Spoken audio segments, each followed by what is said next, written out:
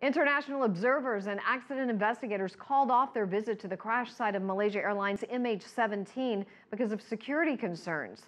Dutch and Australian police who had been deployed to provide security were also unable to reach the area as fighting broke out between militia fighters who control the crash site and Ukrainian troops trying to force them out.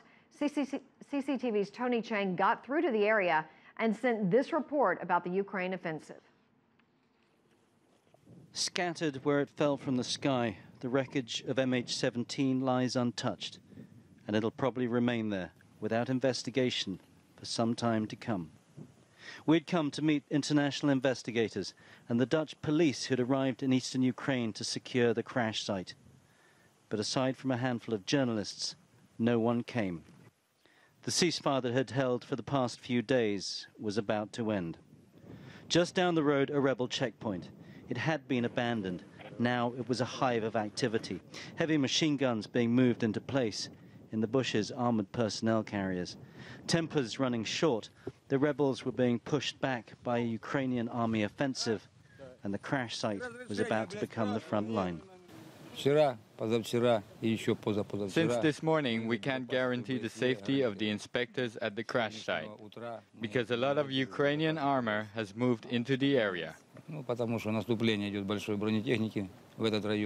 We decided to pull back, heading for the main road to Donetsk. But the checkpoints we'd passed through before were now closed, and the road was blocked as rebel armored vehicles pulled back. The closest town, Torres, was also under a state of alert. Sirens sounded with the distant thud of artillery starting to fall and gunfire.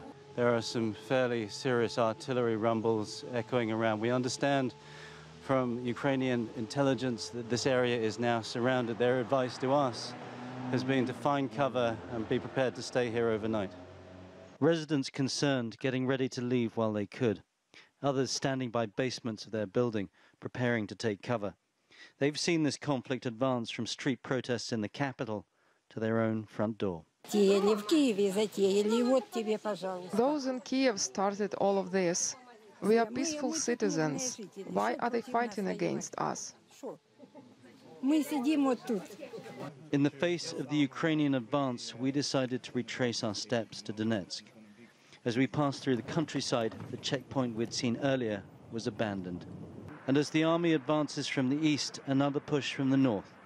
On Sunday evening, the suburbs of Donetsk engulfed in smoke.